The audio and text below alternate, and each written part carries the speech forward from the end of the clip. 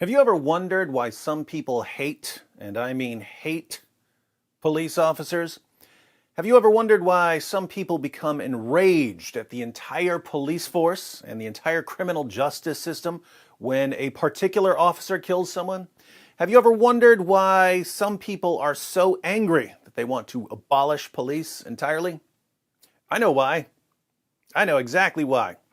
But I find that the people who are protesting and even rioting haven't done a very good job of getting people who disagree with them to understand why they're so angry. And that's a problem because if the rest of the country doesn't understand why some people hate police officers, they'll never be able to deal with the underlying problem. Now, whatever your position on the protests and riots, there is an ongoing source of anger and rage and resentment that needs to be dealt with and which can be dealt with, but which won't be dealt with if people don't understand what the problem is. Fortunately, you're watching this video, and if you watch this video till the end, you'll finally get it. In fact, I suspect that I'm going to explain this more clearly than anyone has ever explained it to you, because I have a knack for breaking this stuff down. Hear me out and tell me in the comments section if I'm right or wrong. Of course, if you're new here and you don't know my background, you may be wondering, David, what could you possibly know? Sitting in front of your books? Freaking nerd? Well, let's just say that I've been a dear member of some very different communities during my life. I have multiple bachelor's degrees, multiple master's degrees, and a PhD in philosophy. I've also been in multiple jails, multiple prisons, and multiple mental hospitals. I have friends who are philosophers and historians. I also have friends who are armed robbers and drug dealers. Retired, of course. I grew up in a West Virginia trailer park. That's the ghetto for hillbillies. I also lived for 13 years in the happiest place in the world, the Bronx. Very different communities. And I've been everywhere in between. My first encounter with the police took place when I was a fetus. I'm not joking. My mother was with a group of young troublemakers who tried to burn down a police officer's house. One of them shot a gun into the house, but didn't hit the police officer. He hit a toddler in a high chair. Just in the leg, though. My mom was only 15 years old, and she didn't do any of the shooting or arson, and she was always extremely good at playing dumb when she was in trouble, so she only got probation. A few months later, while I was still in my mother's womb, I was in a drug bust. My mom tried holding the door closed so my dad, who was a dealer at the time, could stuff his stash down a vent. Wasn't a very good hiding spot. My dad got busted for dealing drugs. My parents were only together until I was 2, lived with my mom. She never graduated from high school. For some reason, she always ended up with violently abusive boyfriends.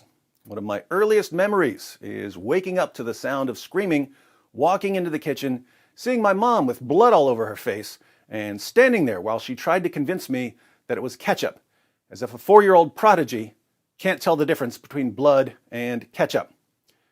Another of my earliest memories was of being in the back of a police car with my mom.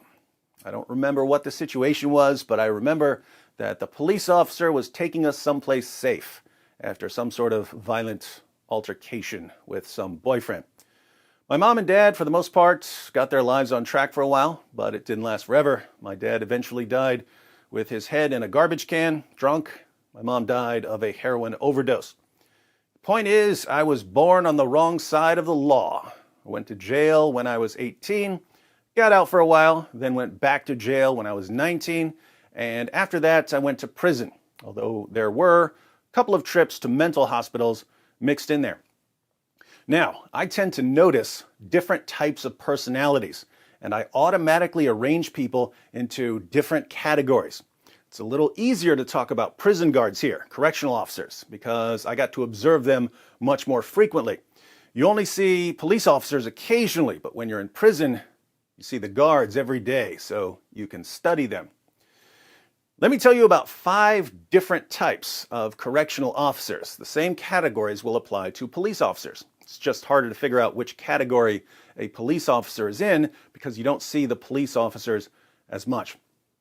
First, there are COs who are only there because it's their job. Their goal is to earn a paycheck. They don't particularly care what you do as long as it doesn't interfere with them. So they do whatever they have to do as part of their job, but they don't go beyond that. They usually sit in the guard booth and read a newspaper. Second, there are COs who want everyone to think they're cool. They would come into the dorm and sit down and play cards with us. I remember one CO who would walk into the dorm and yell, "COs ain't whoa." Some of you weren't around in 2000, but there was a Black Rob song where he said, "Your man ain't whoa, the judge ain't whoa, COs ain't whoa, POs ain't whoa." Some of you don't know what whoa means. My videos are whoa, no further definition needed. So this CO would walk into the dorm yelling, "COs ain't whoa." These are the types of guards who acted like they were really on our side, not on the side of the state. At the extreme end of this type of CO, there were guards who would bring drugs and porn flicks into the prison. These guys clearly loved being able to go home in the evening and say to their wives, "Man, those guys love me in there. They know I'm just like one of them." So these guards like being liked. They want to fit in. They want to be down. The third and fourth types are COs who really believe in what they're doing. They're there to make a difference. They're trying to help. But they do this in different ways. A Type 3 officer believes that he should be nice to inmates. He shows kindness. He shows compassion. He believes that inmates just took a bad turn in life, but that they can turn their lives around. So he asks how you're doing. He asks if you're okay. He asks how your family is doing. He asks if there's anything he can do to help you. He's always smiling. He encourages you. He cares. These COs are usually Christians. The fourth type of CO also believes in what he's doing. He's on a mission. He wants to make a difference. But he thinks that the best way to do this is by being strict. He believes that what inmates need in order to turn their lives around is discipline and order. Inmates need to learn that there are consequences for their actions. Inmates need a firm hand to guide them. So these guards are quick to come after you if you're breaking the rules. They're quick to write charges. But they don't lie about you. They're not trying to hurt you. Their hearts are in the right place. It's important to pay attention to the intentions of Type 4 COs, because if you're not paying attention to their intentions, it's easy to mistake them for the fifth type of CO.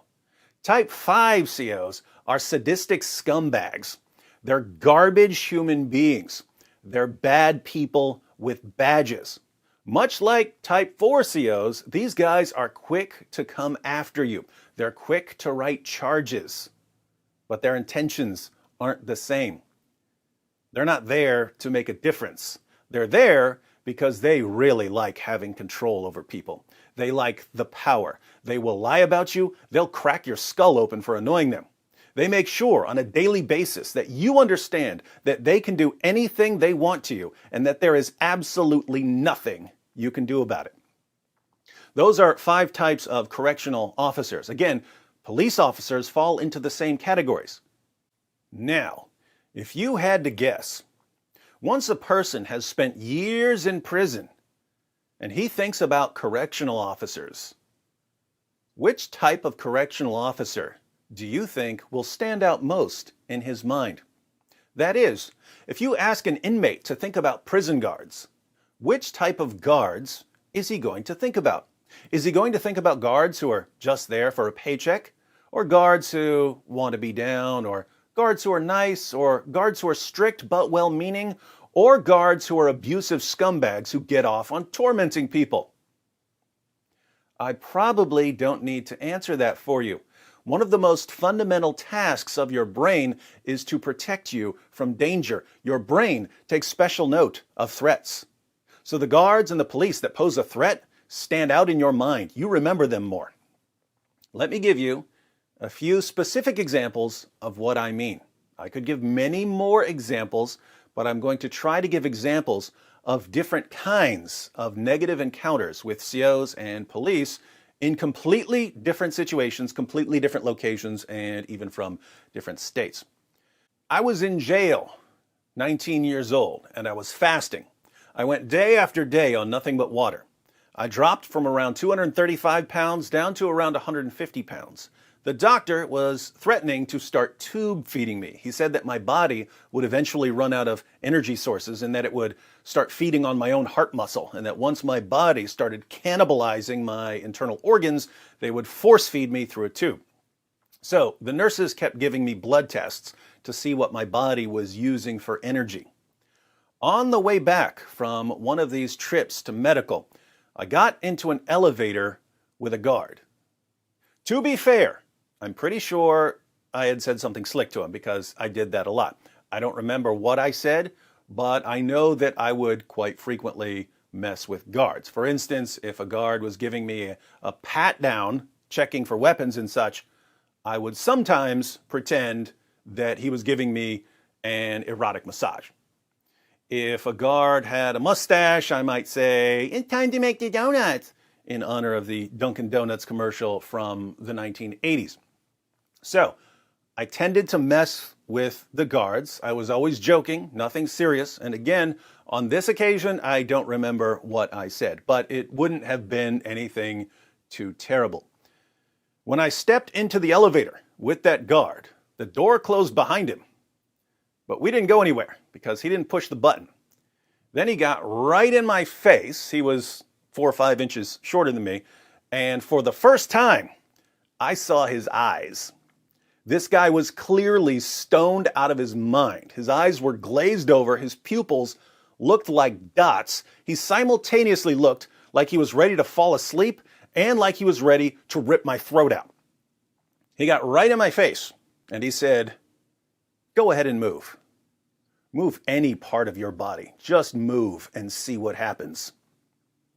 Now, you might not know what that meant to an inmate in that jail, but when the guards were doing shakedowns, when they would search the dorm or cells for contraband, they would take us out into the hall and make us get on our knees with our foreheads against the wall and our hands behind our backs while they threw all our stuff all over the place. It wasn't a comfortable position, but a guard would always announce, "Any movement you make or any sound you make will be interpreted as an act of aggression against us." I once saw an inmate put that announcement to the test. We were on our knees with our foreheads against the wall and our hands behind our backs, and the guards warned us, "Any movement you make or any sound you make will be interpreted as an act of aggression." One guy, I used to play chess with him, one guy laughed pretty quietly and shook his head a little. The guards pounced on him. I couldn't look over there because if I had turned my head, it would have been interpreted as an act of aggression. But with my peripheral vision, I could see his dreadlocks flying around as the guards folded this guy up like they were doing origami. Never saw him again. Some of you are thinking, well, they warned him that they would interpret any sound or movement as an act of aggression, but that's not the point. Here's the point. Did they really think that him chuckling and shaking his head a little was an act of aggression? Of course not. They wanted to remind us that they were in charge and that they had complete power over us. And they proved their point. Back to the elevator. When this guard was daring me to move any part of my body, I knew what he meant. He meant that if I moved any part of my body, he was going to interpret it as an act of aggression. He was going to bash my head in and then say that I had attacked him. So I stood there, probably the most still I'd ever been in my entire life, and I stared at the wall while this guard taunted me. He finally pushed the button and we went back to my floor. The takeaway that day was that this man could do anything he wanted to me and that there was nothing I could do about it. That was a fairly new feeling for me. I'd had police and guards mess with me before, but their message had never been so perfectly clear. Now, in other circumstances in life, I always felt like I had a fighting chance. Even if 7 people were attacking me, I would at least be allowed to fight back. Here, I wasn't allowed to defend myself. I wasn't allowed to move. I wasn't allowed to whisper. This man could do anything he wanted, and I would be the one who got in trouble for it. Some of you may be thinking, but David, You could have just informed his superiors that he was taunting you and that he was high on drugs. I have no clue what sort of fantasy world you live in. 1, no one would ever believe me. 2, even if they did, this guy's fellow guards would never go after him. And 3, if by some miracle I could get someone to go after him and this guy got in trouble, do you have any clue what the other guards would do to me? Some of you are also thinking, well, you shouldn't have messed with him. And that attitude is part of the problem. Me messing with a guard isn't supposed to mean that he can smash my face in and get away with it. There are rules. If I violate the rules, there's a process. He can write me a charge. What you find is that the guards don't have to follow the rules and that there's no accountability. We have to follow the rules. They don't. They're supposed to, but they don't really have to. They can break the rules all they want, and they've got complete immunity because no one is going to call them out for what they're doing. One more thing about this brief encounter. If I had run into this man on the street, he wouldn't have dared to get in my face. I would have knocked all his teeth out. But he could get in my face on an elevator in a jail. He could have beat me senseless and given me an assault charge for it. Why did he have the power to do something that he couldn't have done on the street? Well, there was a system in place that gave him that power and that would protect him even if he broke the rules, right? So, was my problem just with a stoned, power-tripping guard, or was my problem also with the system that gave him the power to literally get away with murder under the right circumstances? Different occasion. I was in Central State Psychiatric Hospital. There was a room in my wing of the hospital, and in that room was the only man I've ever met who was completely psychotic. I've known other people who would snap and be temporarily psychotic, but this man was permanently, completely out of touch with reality and extremely violent. They had him in restraints most of the time, even though he was almost always locked in a room, not just because he would attack people when they opened the door, but also because he would crap all over the floor and then smear crap all over the walls. No one wanted to clean that up or smell it, so they would keep him in restraints and then periodically take him out to the restroom. One day, 4 guards were escorting this young man to the restroom. I didn't see what he did because I wasn't paying attention, but he somehow did something to one of the guards. He couldn't have done much because his hands were attached to his waist. Might have done something with his elbow, I don't know. But I looked over when one of the guards flipped out and started punching him in the face. These 4 guards then pinned the guy to the floor. 3 of them held him down while one of them repeatedly punched this guy in the face. He kept punching him until one of the guards said, "Okay, that's enough," and he pulled the other guard off the guy and pushed the guard out of the room. Obviously, you might think that guards shouldn't be punching a man who's clearly out of touch with reality. But that's not the point here. Here's the point.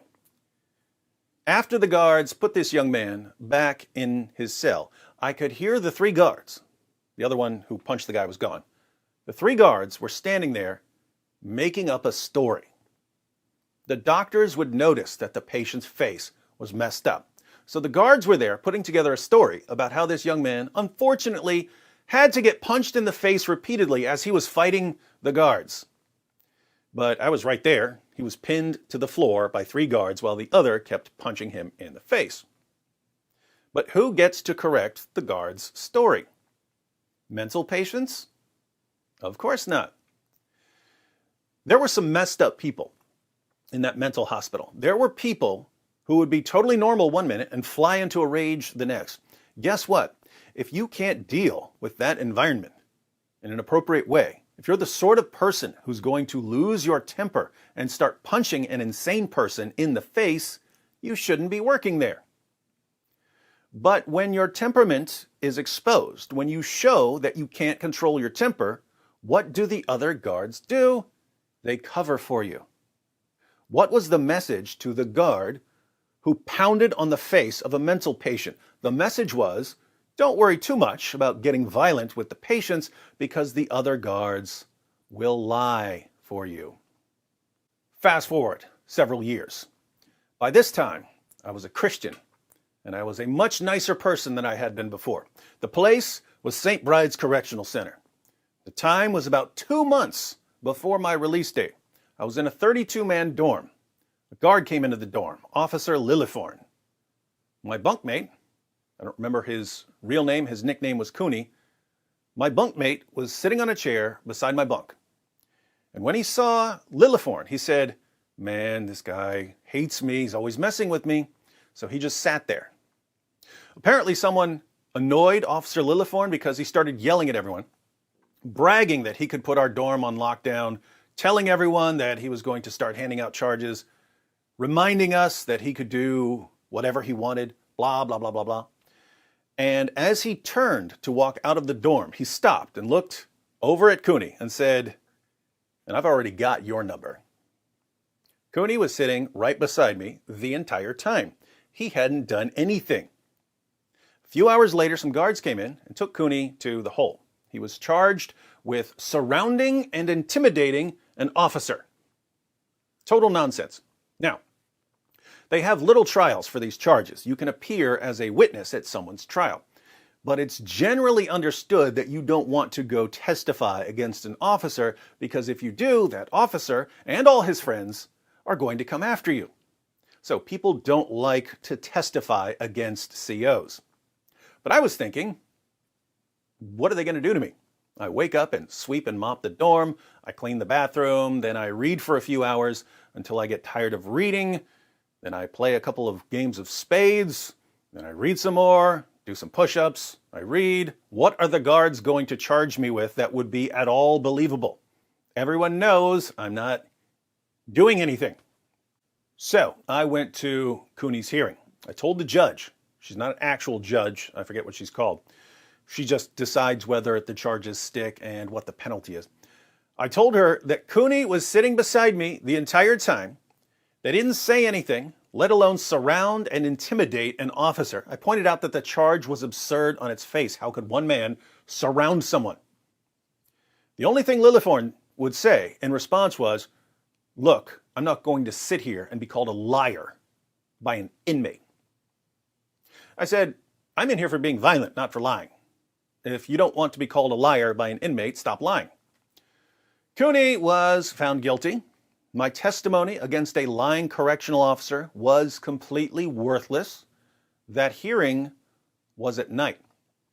The next day, I was at the sink in the dorm, and a man called Bebe, who was king of the inmates, the head shot caller, if you're trying to picture him, think Evander Holyfield, came up to me and said, "Hey, Wood, you ain't telling nothing, is you?" I said, "No, my word before the Almighty, I ain't telling nothing." Bebe said, "Well, that's good enough for me, but someone says you're telling." I said, "Let's go pull up on him and we'll straighten it." And Bebe said, "Can't do that, because it ain't no inmate." It wasn't an inmate. Who was saying that I was a snitch? The guards were. So I testified that a guard was lying because he was lying. And the guards responded by telling the prison chieftains that I was the prison snitch. And all I could think was, are you kidding me? I testify that you're lying because you're lying and you literally tried to get me killed? Guys, do you know what snitches are in prison? They're the lowest of the low. At the very bottom of the prison hierarchy, you've got rapists, child molesters, and underneath all that, snitches. Fortunately for me, I was bunkmates with Bebe for 3 or 4 months, so he knew me, and he decided to ask me directly. But the guards didn't know that I knew Bebe, so they thought they could teach me a little lesson about testifying against one of them. And they did. They taught me that our lives are so utterly worthless to some of them that they will gladly get us murdered simply for exposing a pointless lie. Here again, should my problem just be with Officer Lillithorn? Or should I have a problem with the system that gives people like him the power to lie about inmates and even to try to get us killed? New scenario. I got out of prison. I learned very quickly that no one wants to hire a convicted violent felon for obvious reasons. Every job application said, "Have you ever been convicted of a felony? If so, please explain." Might as well have said, "Have you ever been convicted of a felony? If so, please throw this application in the garbage." So, I came up with a brilliant plan. I would become so amazingly educated that people would stop asking me if I've ever been convicted of a felony. I went to college. After college, I went to graduate school. In 2010, I'd been out of prison 10 years. By this time, I was teaching philosophy of human nature and philosophical ethics at Fordham University. I was squeaky clean, model citizen. During the summer, I was in Dearborn, Michigan with my friend Nabil at the Arab International Festival. Nabil was a former Muslim. He was wearing a Christian t-shirt. Some young Muslims recognized him from YouTube, started asking him questions. How can you trust the Bible? How can you believe that Jesus is God? It was a friendly Q&A. Nabil was praising these young Muslims for their questions. I was about to invite them all to IHOP for pancakes. All of a sudden, police arrested us and threw us in jail. Not the Muslims who were asking questions, just us. The police report said that we were screaming at the crowd and that we were inciting a riot and that police had to arrest us for public safety. In reality, Nabil was politely answering questions and I was standing there with my mouth shut holding a camera so that no one could falsely accuse us of doing something that we didn't do. Turns out that the ones who falsely accused us were the police and the mayor, and they confiscated my camera so that we couldn't prove they were lying when they told the media that we were screaming at people and causing a riot. We got bailed out by some friends the next morning. Now, as bad as it was that police arrested us for having a peaceful discussion on a public street, and as bad as it was that they would lie about us in order to justify throwing us in jail, the more glaring problem was this.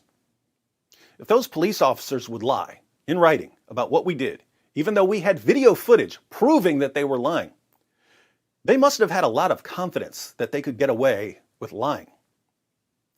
And if they would lie about something as insignificant as a misdemeanor charge of breach of peace when we could prove they were lying, what do you think these police officers would do if one of them shot an unarmed man and there were no cameras around? Do you think they'd lie to save their jobs? I do. Keep in mind, I'm talking about those particular cops. If you lie about something as ridiculous as Christians having a public discussion with Muslims, I'm pretty sure you'd lie to protect yourself if you shot an unarmed man. I went back to the same area with 3 Christians the next day. I just went there to record because I had already seen how far the cops there were willing to go. I had to buy another camera because police had seized my other camera. The Christians were handing out copies of the Gospel of John in Arabic. Whatever you think about that, it's perfectly legal in the United States of America to offer people a copy of the Gospel of John. 3 Christians were standing there all of 2 or 3 minutes handing out copies of the Gospel of John, and 8 police officers surrounded them. I wasn't handing out anything. I was standing there with a camera, which is perfectly legal. A cop came up and took my camera and took us all into custody. They let us go a little later. Here the issue was that 8 police officers rolled up on 3 Christians who were handing out copies of the Gospel of John, and yet it had never crossed any of these officers' minds to say, as they were on their way to get us, "Guys, should we really be stopping Christians from handing something out on a public sidewalk? And even if we decide to shut these Christians down, do we really need to roll up on them 8 officers deep? Wouldn't 2 of us be enough? And is it really okay for us to walk up to someone who's recording, take his camera?" There just seemed to be no respect whatsoever for anyone's rights. They did not care. It wasn't 1 officer, it was 8. There was once again a problem with the entire system. If I were to walk up to someone and try to take his camera away from him, it would be a crime. And the person with the camera would be allowed to defend himself and protect his property. But because these guys had badges, they could walk right up to me and take my property, and there was nothing I could do about it. Notice, this officer wasn't legally allowed to take my camera, but he did anyway because, like it or not, the system gives him the ability to do whatever he wants. If I had resisted or tried to protect my property, those officers would have beat me down and thrown me in jail, and I would have been the one in trouble, when they were the ones who were breaking the law. And besides these kinds of issues, there was that additional implication. If these officers were willing to act like this over handing out Christian literature, what would they do if they really had it in for someone? Fast forward another few years. Different state. One of my brothers was on probation. He was renting a room in someone's house. Police raided the house and caught my brother with some drugs. That was both a crime and a violation of his probation. Should he be punished? Of course. That's justice. But police also found a number of guns in the house. They were legally owned. They belonged to the owner of the house and were in a locked gun safe. Police told my brother, "You're not allowed to have guns in the house with you. We're charging you with felony gun possession for each firearm." My brother said, "Those aren't mine. They're the owner's guns." The owner of the house said, "He has no access to those guns. They're mine, and they're in my gun safe. He's just renting a room from me." Police said, "Too bad. According to the law, if the guns are in the house with him, he's responsible, so we're charging him with multiple gun felonies." Now, that is indeed the law.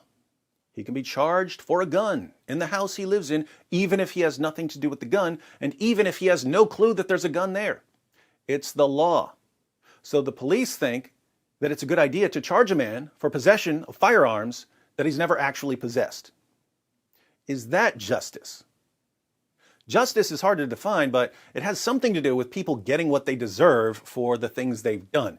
It seems to me that if you're going to be charged with multiple gun felonies, you should at least have some connection to the guns, and that if the government punishes you for having guns you never once had, it's actually injustice.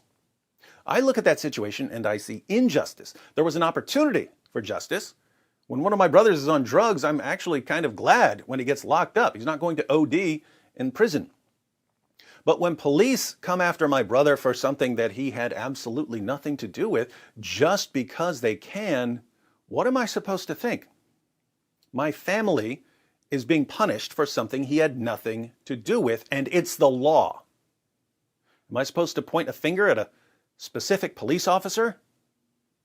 It's not just the police officer. It's the prosecuting attorneys. It's the judges. It's the people who make the laws. They're all responsible for designing a system that doesn't bring about justice. It brings about a mixture of justice and injustice. But when the system produces injustice, there's nothing you can do about it. I've never been mad at the system for punishing someone justly. I get mad at the system for screwing someone unjustly. If justice is getting what you deserve and the system punishes people unjustly, it seems like the system should be punished. But the system never gets punished. So the injustice keeps building and building and building year after year after year. And the anger of the victims of the system also keeps building and building and building year after year after year. Now, in your community, you might not know anyone who's ever been screwed by the system. The worst thing that a police officer has ever done to you may be that he could have let you off with a warning, but he gave you the speeding ticket anyway. But guess what? There are entire communities where everyone, and I mean everyone, has either been screwed unjustly by the system or they know someone very close to them who's been screwed unjustly by the system. Everyone in the community has either been a victim of the system or is very close to someone who's been a victim of the system. Everyone in the community has been impacted by the injustice, so the entire community has been victimized by the system. Keep in mind, I'm not talking about people being punished justly. I'm talking about people being punished unjustly. I can give you a lot of examples of police officers and correctional officers crossing lines that should not be crossed. But there are tons of people who've had far worse experiences with police officers and correctional officers than I or my brothers have ever had. There are people who are listening to me thinking, these are the things that you're complaining about? I've seen way worse than that. And there's something that we might call communal memory. These are the memories of a community, not just the memories of some individual. The community remembers how its members have been treated by police. If they've been treated unjustly and unfairly by police, then we end up with communal anger. The entire community is angry at police. But what can they do? They can't do anything. So the anger keeps boiling in the pot until something eventually makes it overflow. And now you're ready to understand why some people hate cops. Here are a few points to consider.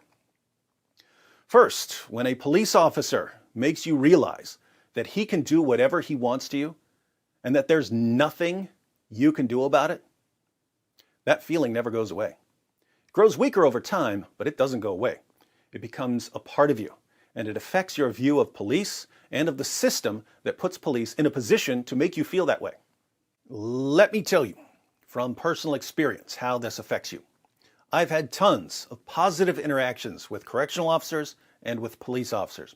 I've had friends who are police officers. I have 5 sons. 2 of my sons have a genetic muscle disease. They're on life support.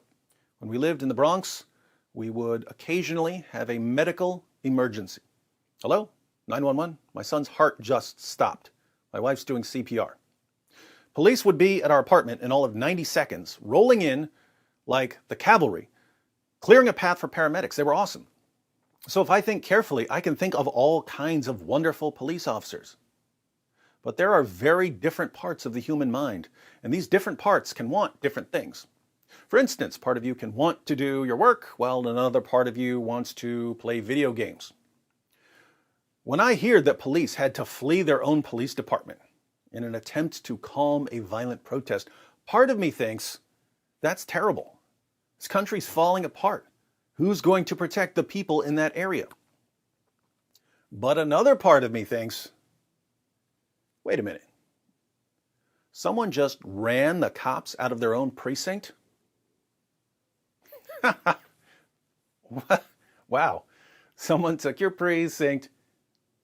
I don't want to think like that. I don't want to think that it's funny. I'm just telling you how these things affect you. Second, human beings have an internal justice-o-meter, an internal scorecard. We don't like it when people get away with doing something wrong.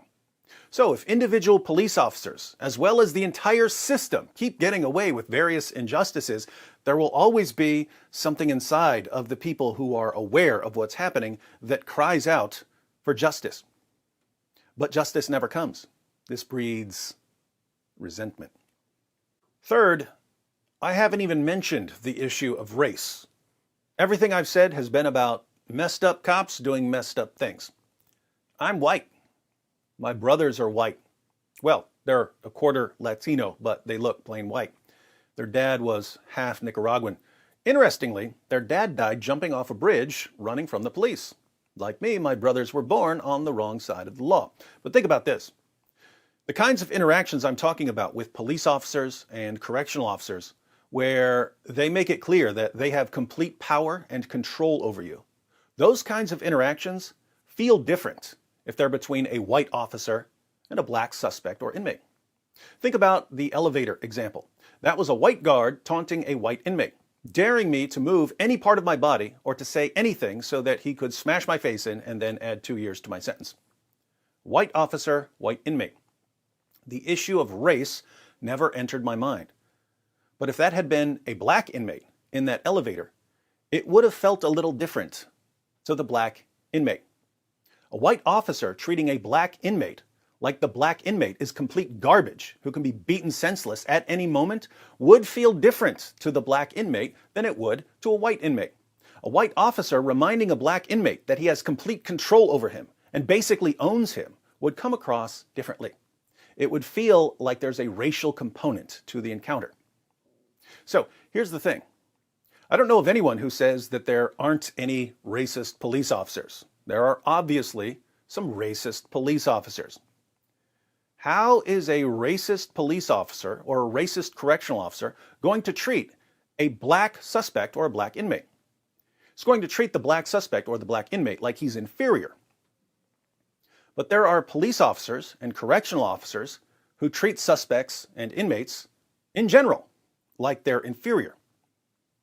From the perspective of the black suspect or inmate, the police officer or correctional officer who treats him like garbage because of his race is indistinguishable from the police officer or correctional officer who treats him like garbage for some other reason. Do you see the point? A white officer treating me like garbage would not come across as racist. The only explanation that would enter my mind would be that the white officer is a power-tripping dirtbag. But a white officer treating a black man like garbage would come across as racist. The communal memory of the racist encounters of the past would affect the way the encounter is interpreted. What does this mean?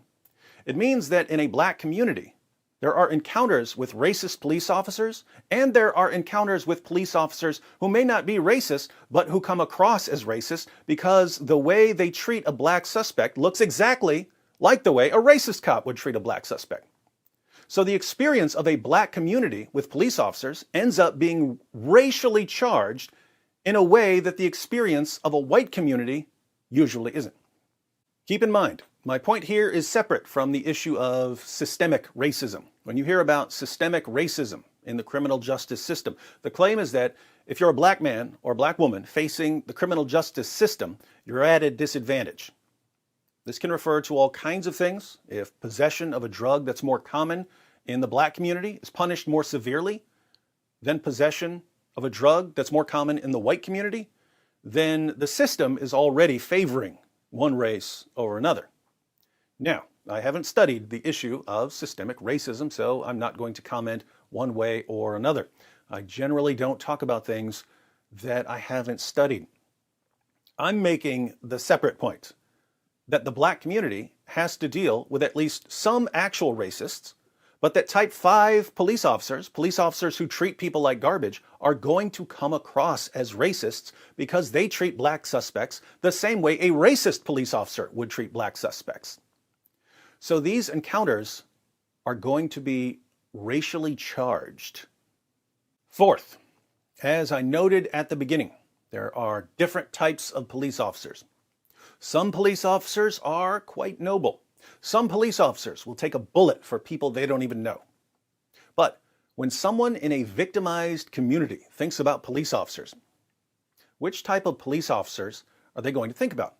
The nice police officers who want to make a difference, or the scumbag police officers who took their father or mother or brother or sister or son or daughter or husband or wife away on a bogus charge that seems racially motivated?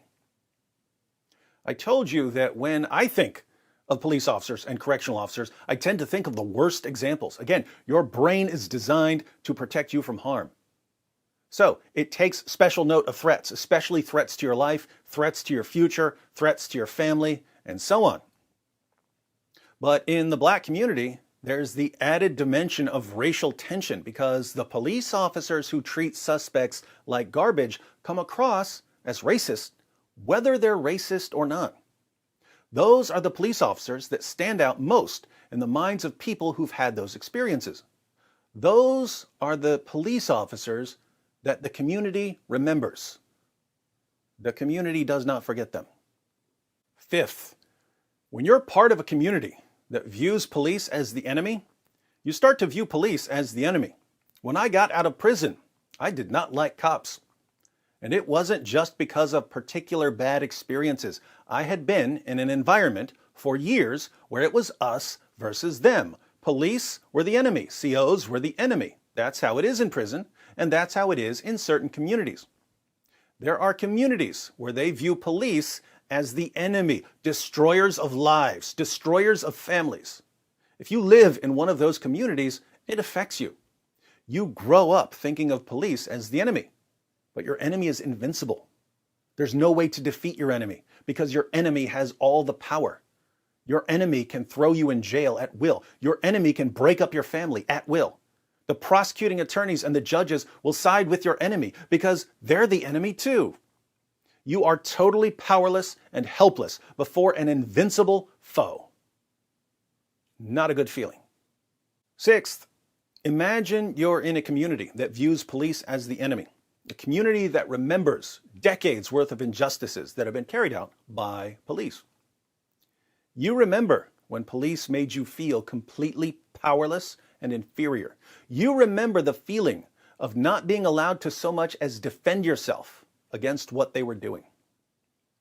One day, you turn on the news and you see a police officer kneeling on the neck of a man who's telling the police officer, "I can't breathe."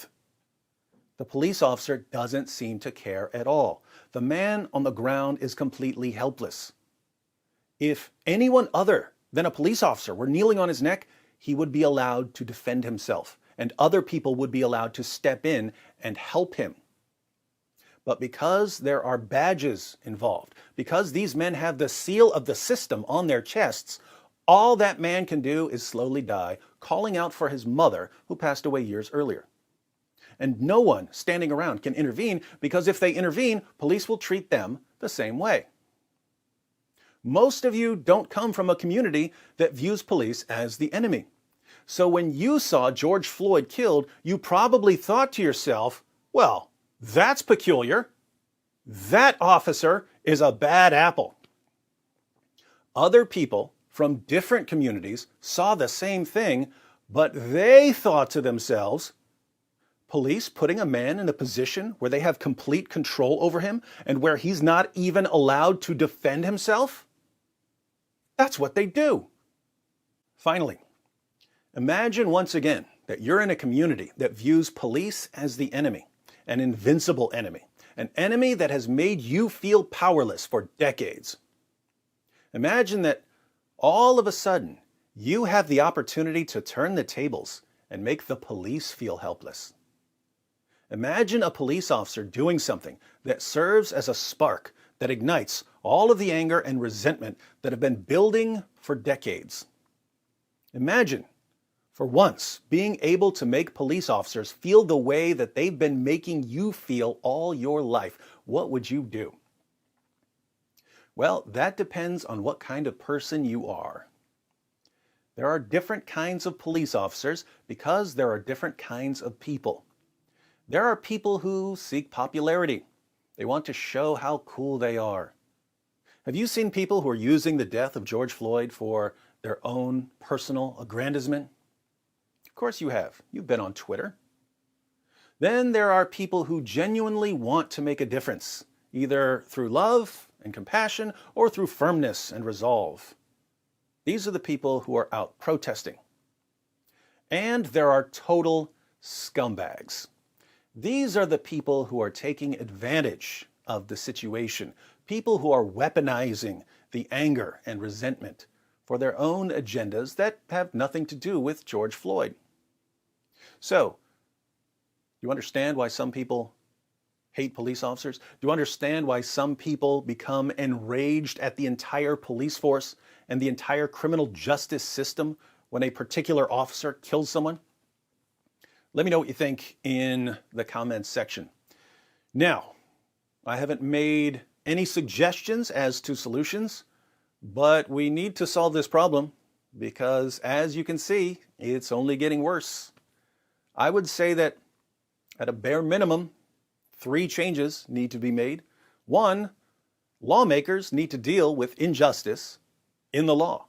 When the law says that you can punish someone for something that he had nothing to do with, or that crimes can be punished beyond what's fair and just, the law needs to be fixed. I would recommend that lawmakers sit down with community representatives and go through these issues so that the lawmakers can come to understand why people in the community view the system as racist. 2, we hear about reforming the system. The system needs to be designed so that a certain type of police officer is weeded out of the system. Doesn't have to be weeded out entirely. The type 5 police officers can work at a desk or something, but they can't be sent out as representatives of the criminal justice system into communities that they're going to abuse. Personality tests need to be geared towards spotting these guys. Performance reviews need to be geared towards spotting these guys. Get rid of cops who make people hate cops. 3, people need a positive way to vent their anger before the anger erupts. When a police officer does something wrong to someone, there isn't much the people in the community can do about it until something triggers protests and riots.